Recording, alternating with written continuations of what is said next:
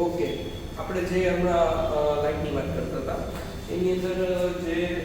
Radio ultraviolet કિરણ, પછી gamma rays કિરણ, પછી ટૂંકી તરંગના એક્સ-રે કિરણ, આ બધાની આપણે જે વાત કરી એની અંદર જે શોર્ટ વેવલેન્થ રેઝ એટલે કિરણ અને લોંગ વેવલેન્થ ના તરંગ ની અંદર વાત કરી. જે એની અંદર શું હોય છે તો કે ઘણીવાર આપણે આપણી આંખથી જે જોઈ શકીએ છીએ એનાથી, દાખલા તરીકે ઘણાને બહિર્ગોળ લેન્સના ચશ્મા હોય છે, જેને અમુકને અંતર્ગોળ લેન્સના ચશ્મા હોય છે. એની અંદર શું હોય છે તો કે અમુકને પોઝિટિવ ચાર્જના ચશ્મા હોય છે અને અમુકને નેગેટિવ ચાર્જના ચશ્મા હોય છે. જેની અંદર શું હોય છે તો કે આ રીતે જે આંખનો ભાગ હોય છે, ડોળાનો ભાગ, બરોબર, હું તમને ખાલી અહીંયા લેન્સથી લેસરથી સમજાવી શકું છું. આ જે આંખનો જે કીનો ભાગ છે એની અંદર અહીંયા બહિર્ગોળ લેન્સ રાખવામાં આવે છે, જેથી થાય છે શું તો કે અહીંયા જે કિરણ પ્રકાશનું જે ઓબ્જેક્ટ કરે છે કીકી ઉપર, તો કીકીથી શું થાય છે તો કે અહીંયા નેત્રપટલ ઉપર, પડદા ઉપર જે ઝીલી શકાતું નથી એના માટે શું કરે છે તો કે અહીંયા એક અંતર્ગોળના લેન્સ અને એક બહિર્ગોળના લેન્સ, પછી જે લોકોને જેવી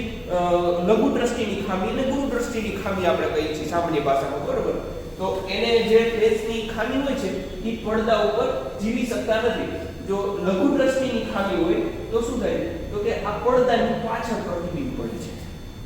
તો એ જોઈ શકતા નથી, મીન્સ ધૂંધળું દેખાય છે. પછી અમુક છે જેને ગુરુ દ્રષ્ટિની ખામી, તો કે જે પ્રતિબિંબ પડતું હોય એ નજીક, પડદા કરતા નજીક પડતું હોય, તો કે ઘણાને છાપું વાંચવામાં 42 વર્ષ થાય ને ભાઈ એટલે બેતાલા આવી જાય. બેતાલાની તો કે નજીકનું જોવા માટે ચશ્માની જરૂર પડે. દૂરનું વિઝન સરસ હોય પણ નજીકનું વિઝન જોવા માટે ચશ્માની જરૂર પડતી હોય છે. તો કે એને પછી બહિર્ગોળ લેન્સનો ઉપયોગ કરીને એને સરળતાથી એ વાંચી શકતા હોય છે. પછી આપણે જે એની તો સામાન્ય વાત હતી, પણ અમુક આપણે વેવલેન્થના તરંગ સુધી આપણે આની પાછા આપણા ટોપિક ઉપર આવી જાય. અમુક વેવલેન્થના તરંગ લંબાઈ સુધી આપણે જોઈ શકતા હોય, જેમ કે 400 નેનોમીટર થી 700 નેનોમીટર. તમારે બુક્સમાં છે, તમે વાંચશો તો તમને ખ્યાલ પણ આવશે. થોડુંક રીડિંગ કરતું રહેવું, જેથી કરીને આપણે જાન્યુઆરી મહિનામાં જે એક્ઝામ છે એની અંદર આપણે સારા માર્ક્સ તમે મેળવી શકો, બરોબર છે. તો પછી આની અંદરની થોડીક અલ્ટ્રાવાયોલેટ કિરણની ને આપણે ગામા રેઝની કિરણની વાત કરી તો આપણા દાદા પરદાદા ગઈઢા જે લોકો હોય છે એ લોકો એમ કહેતા હોય છે કે પ્રાણી જેમ કે ગાય, ભેંસ, ઘોડો, બિલાડી, પછી કૂતરો, આ લોકોની આંખ તમે જોશો તો ચમકતી હોય. તો એનું કારણ શું તો કે એ જે અલ્ટ્રા રેઝ છે, અલ્ટ્રાવાયોલેટ કિરણો છે એને જોઈ શકતા હોય છે, થોડા ઘણા એ ઓબ્ઝર્વ કરી શકતા હોય છે. આપણે ઘણીવાર આપણા ઘરેથી પણ એમ કહીએ કે જો કૂતરું કે એ જે છે એ બહુ ખરાબ અવાજ કરે તો કોઈ જમણા આવવાના હોય, પણ એ શું છે તો કે કોઈ એવો ઓબ્જેક્ટ, કોઈ એવી વસ્તુ છે કે એ જોઈ શકે છે, આપણે જોઈ શકતા નથી. એને એ જોવે છે એટલા માટે એ નોખી જાતના અવાજ પણ કરતા હોય છે. નેક્સ્ટ સ્લાઇડ છે. આપણે આની અંદર શું જોવાનું છે રિફ્લેક્શન. રિફ્લેક્શન એટલે તો કે કોઈ વસ્તુ છે, જેમ કે અરીસો છે, બરોબર, અરીસા ઉપરથી તમે પૂરેપૂરો પ્રકાશ પાડો છો. જેમ કે અમારી પાસે એક અરીસો છે, એની ઉપરથી મેં આ લેસર કરી તો શું થશે તો કે રિફ્લેક્ટ થઈને સામેની દીવાલ હશે તો દીવાલ ઉપર, નકર જે કાંઈ ઓબ્જેક્ટ હશે એના ઉપર એ રિફ્લેક્ટ થઈને લેસરનું પ્રતિબિંબ, લેસરનું ટપકું ત્યાં પડશે, બરોબર છે. હવે રિફ્લેક્શનની વધારે વાત કરવામાં આવે તો કે રિફ્લેક્ટ થઈને આપણે કેમ દેખાય છે, કઈ રીતે દેખાય છે એની આપણે થોડી ચર્ચા કરી. તો કે કોઈ વસ્તુ હોય, જેમ કે સફેદ કલરનો પડદો છે,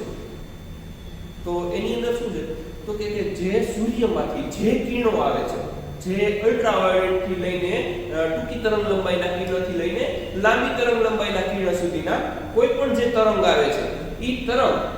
સીધા ઈ પડદા ઉપર સફેદ કલરનો જે પડદો છે ઈ સફેદ કેમ દેખાય છે બરોબર તો કે ઈ પડદા ઉપર જે પડે છે ઈ બધા જ રિફ્લેક્ટ કરીને પાછા ત્યાં સામા વાતાવરણની અંદર મોકલી દે છે એટલે ઈ શું કરે છે તો કે સફેદ કલર છે ઈ રિફ્લેક્ટ કરે છે આપણે પણ આપણા હિન્દુ ધર્મની અંદર પણ એક સફેદ કલર રંગને શાંતિનું પ્રતીક કહેવામાં આવ્યું છે તો કે રિફ્લેક્શન કરી દે અને જે સફેદ કલર હોય ઈ મગજ શાંત રાખે બરોબર ઠંડુ રાખે છે કોઈ તમે જોયું હશે ઘણી જગ્યાએ કે અગાસી ઉપર ઘણા લોકો ટાઇલ્સ પાથરતા હોય છે કેમ કાળા કલરની તો ટાઇલ્સ નથી પાથરતા કારણ તો કે એની અંદર જેટલા તરંગ આવે છે સૂર્યમાંથી જે કઈ ઊર્જા આવે છે જે કઈ તરંગ આવે છે જે પ્રકાશ આવે છે એ બધું ઓબ્ઝર્વ કરી લે છે ખેંચી લે છે ચૂસી લે છે તો શું થાય તો કે એનું ટેમ્પરેચર વધી જાય છે જ્યારે આપણે અગાસી પર તમે ઘણી બધી જગ્યાએ જોઈ જશે સફેદ કલરની લાદી નાખેલી હોય અથવા તો આપણી પાસે લાદી નાખવા માટેના એટલા ખર્ચ માટેનો પૈસો ન હોય તો શું કરે માણા તો કે ગરમીથી બચવા માટે લોકો આ સફેદ કલરનો ચૂનો પાથરી દેતા હોય છે બરોબર છે